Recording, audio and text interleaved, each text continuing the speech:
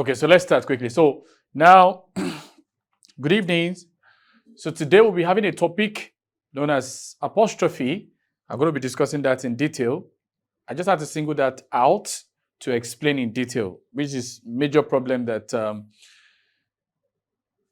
JAMB candidates would most likely face, and that's why I want to address it this evening. So please pay attention, and please, if you're not speaking, you can mute yourself. If you're not speaking, if you don't have any observation, you can mute yourself. Then when you have a question, I can allow you to speak. Now, let's look at apostrophe, basically.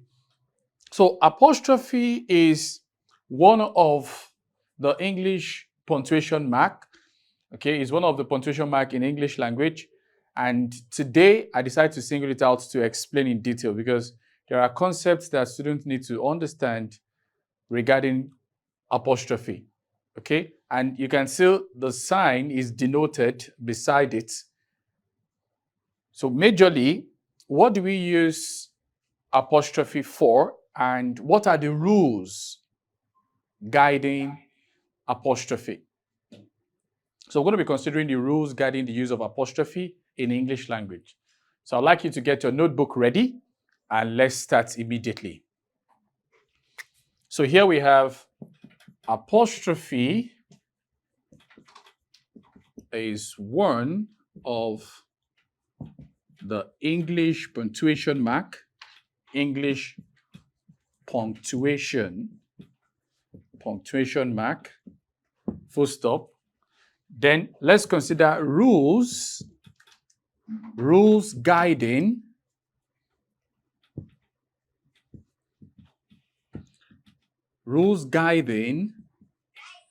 the use of the apostrophe. So rules guiding the use of the apostrophe. So let's consider them.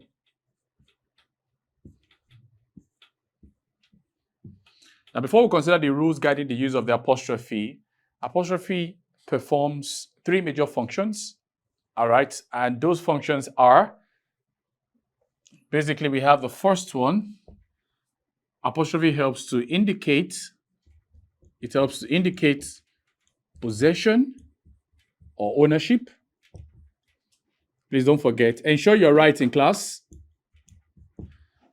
So apostrophe helps to indicate possession or ownership. Then two, it also helps to indicate missing words or letters. Missing words or letters.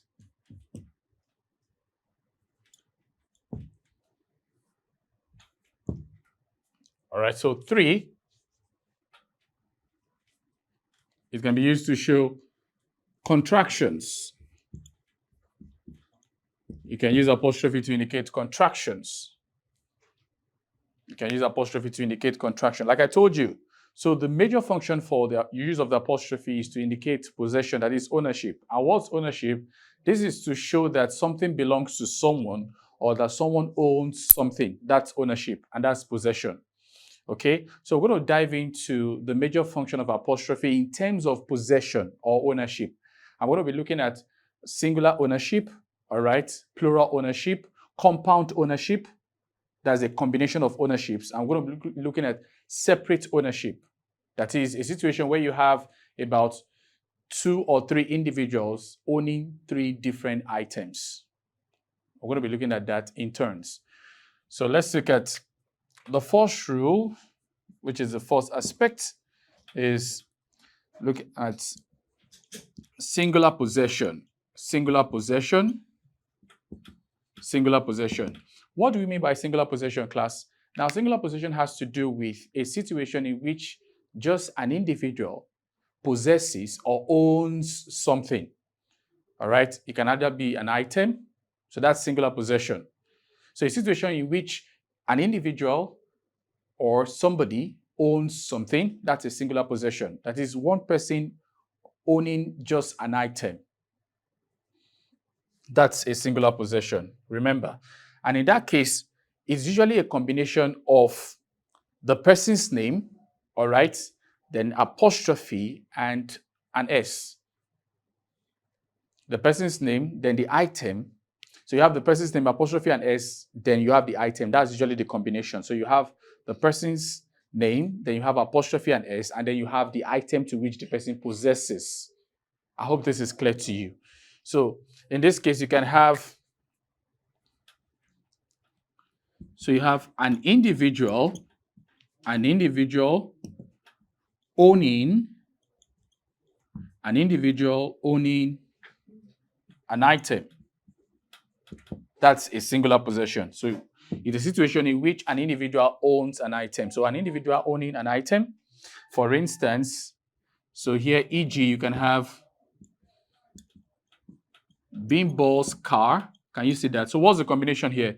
You have, that's Bimbo, which is the name, Bimbo, plus apostrophe S, plus what? Plus the item. Car is the item, don't forget.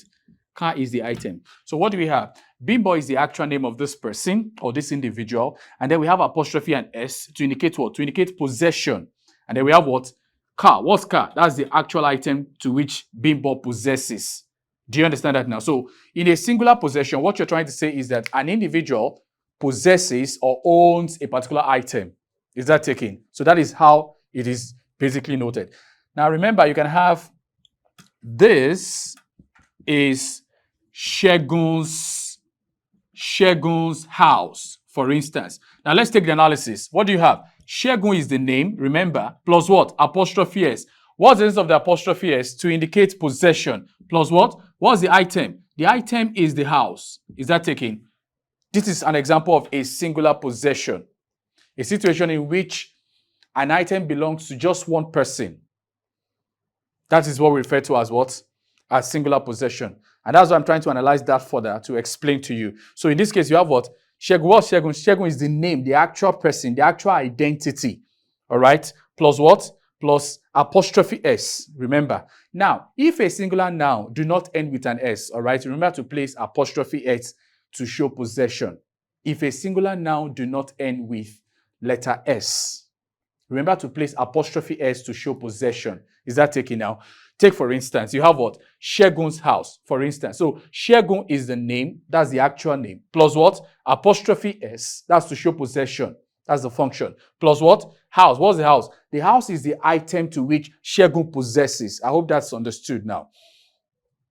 So if singular possession is understood, now let's look at another aspect. I would have to remove this.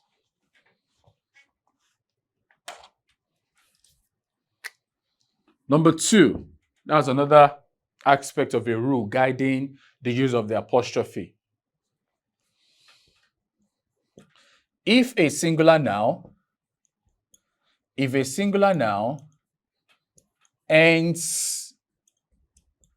with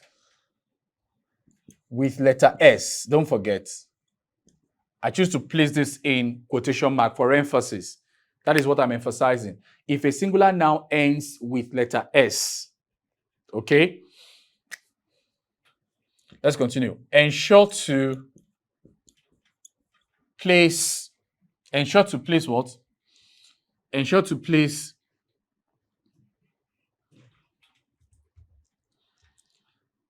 ends with letter S. The apostrophe is determined,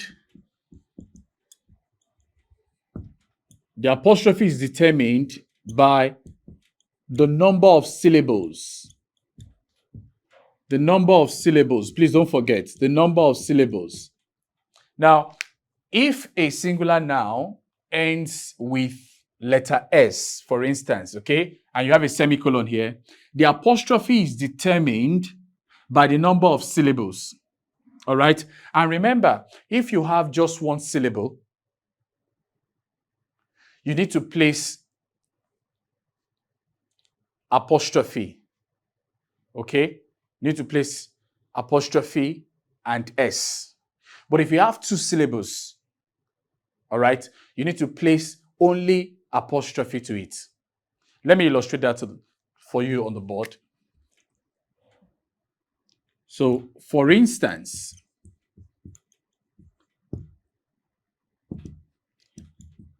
A single syllable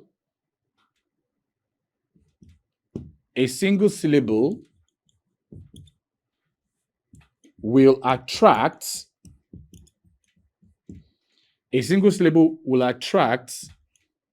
an apostrophe and S. Remember, I'm placing the S in quotation marks. For instance, a single syllable will attract an apostrophe and S. Let's continue. While two syllable words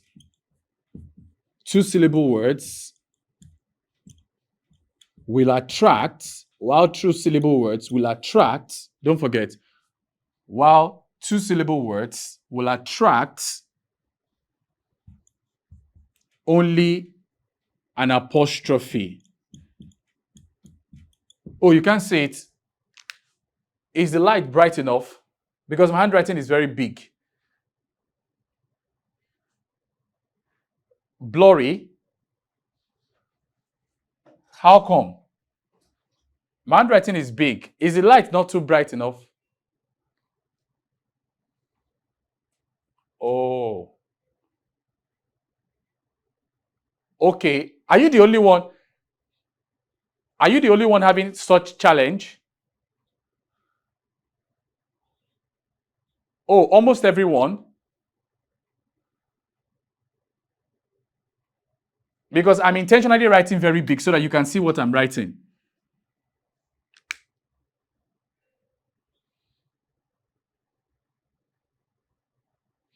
Okay, let me see if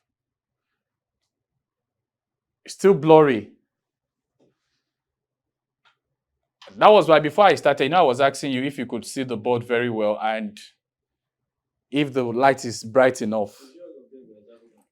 I think it's majority of them.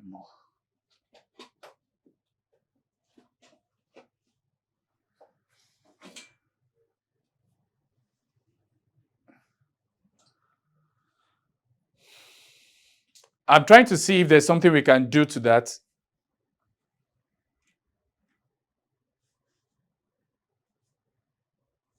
But just hold on a little bit. I'm trying to see if we can do something to that.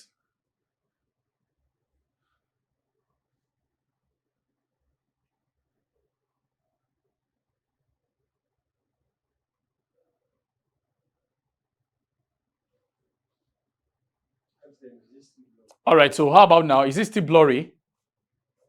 Please confirm. Okay, it's fine now, right? Please let me know if it is fine so that we can continue. Okay, all right. So, please, you can just express your concern. If it's fine, let me know so that I can continue. All right. So let's continue. Like, yeah, the second rule states that if a singular noun, what do I mean by a singular noun? That means it's just talking about one person. That's a singular noun, referring to just one identity, one individual. That's a singular noun. So if a singular noun ends with letter S, do you understand? That is, if you have a name ending with letter S, such as James, or Charles, or Jesus, or Jones, or Dorcas, any of these names that I've mentioned, they are all singular now. They refer to just one person. Regardless of the fact that these names are ending with S, they just refer to just one person. Dorcas is talking about just one person, which is preferably a female in the context of naming. All right? Now, if a singular noun ends with letter S, just as I've given you all those examples, okay? Now, the apostrophe, for you to place the apostrophe, is determined by the number of syllables, which means that it is the number of syllables that will determine how you're supposed to place the apostrophe. Whether it will take apostrophe and S, or whether it will take only just one apostrophe. It is the syllable that will determine. And that's why I said, for instance, a single syllable,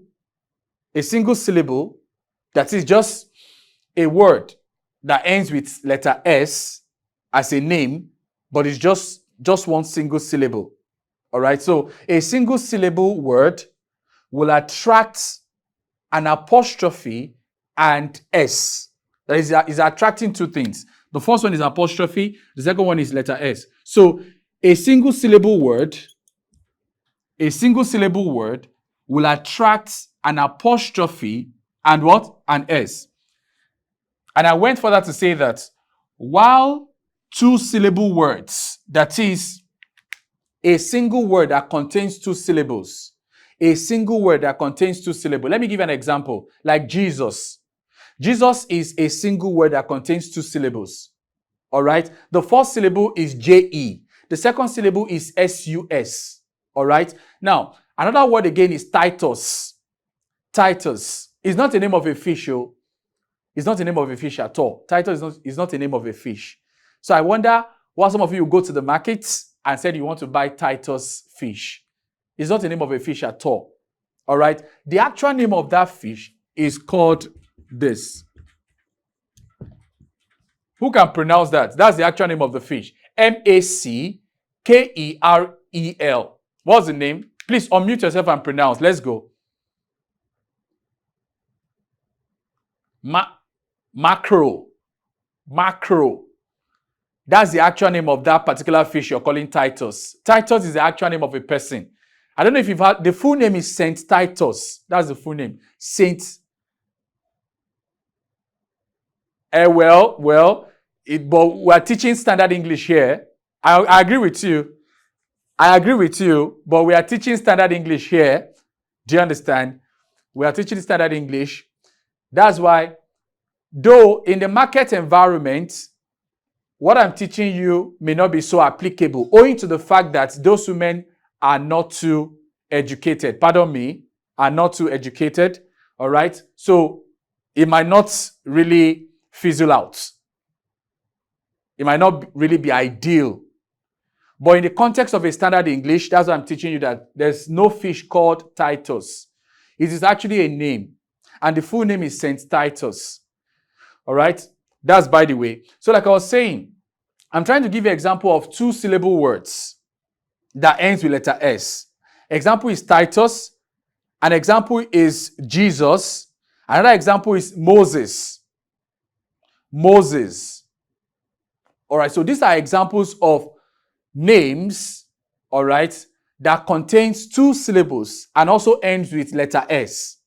So in that case, what are you supposed to do? I said, while two syllable words will attract only an apostrophe. So that means if you have two syllable words, it will only attract an apostrophe. There is no need for you to place letter S again. If you place letter S to it, it will be awkward. It will be strange. It will be confusing to pronounce. It will be difficult to pronounce. That's what I'm saying. And we're going to look at an example here to clarify things. Because remember in your exam, most of this will be asked. Apart from even UTME exam, in the general word setting, you need to understand how to use most of this. In writing, most especially in writing. That's why sometimes when I see people pray and they say in Jesus' name, I usually watch out to see how they use apostrophe in that context. Some people will just write like this. In Jesus' name. And they will leave it like that. They will place a full stop. Some people, I don't want to mention names. Some people, in Jesus' name, they will write it like that. This is wrong. This is very wrong. There should be an apostrophe. Placed here. In Jesus' name. This is how it should be written. Apostrophe immediately after that last S. And what is the analysis? What I just taught you here. While two syllable words will attract only an apostrophe. Let's do the analysis together. What do you have? What's the syllabic division of the word Jesus? You have what? JE-SUS. All right? And then this is the first syllable.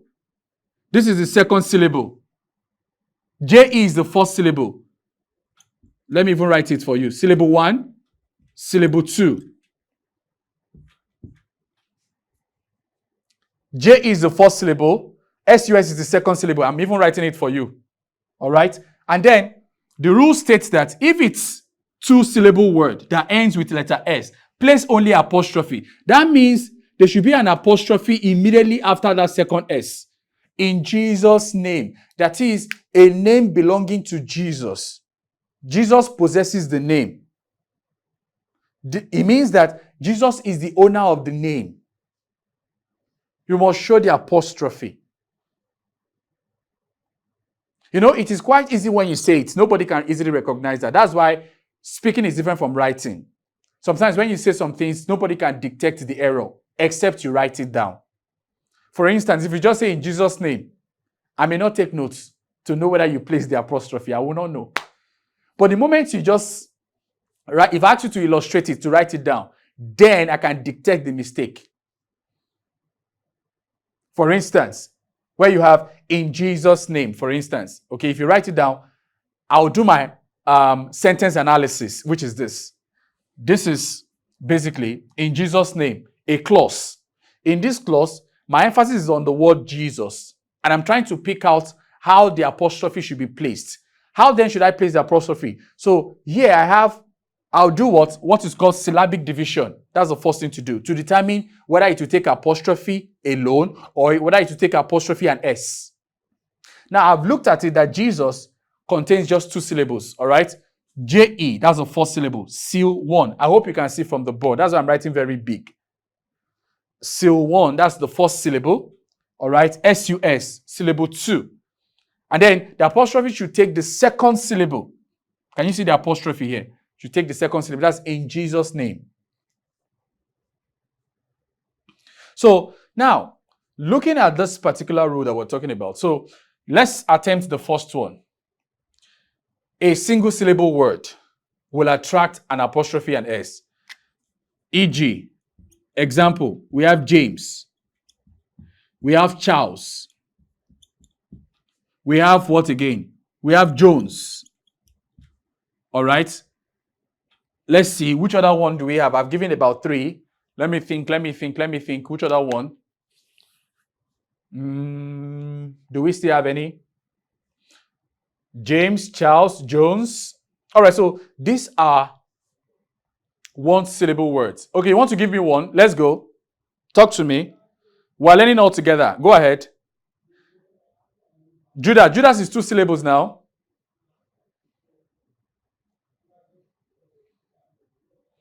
Which other one?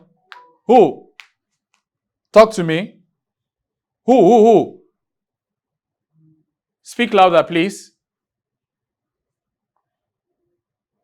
Hall. Can you spell it? Let's see if we can pick out the spelling.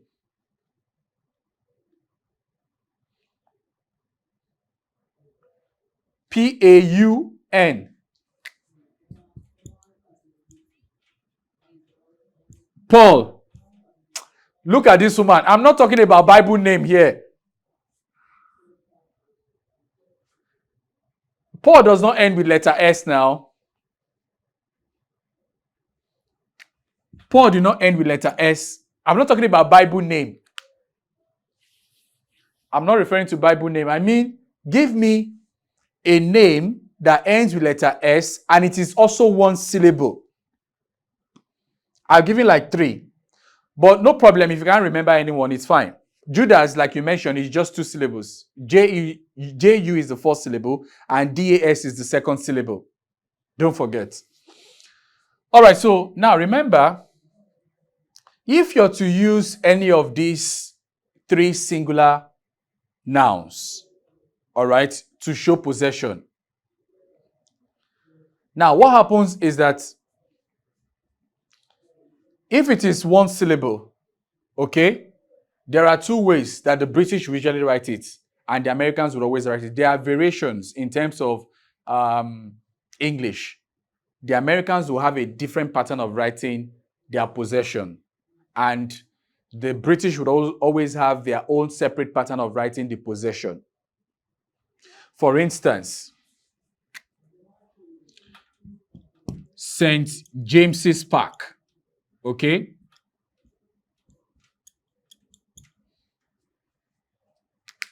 The UK, British, would always write their own format in this way. And it's purely correct too.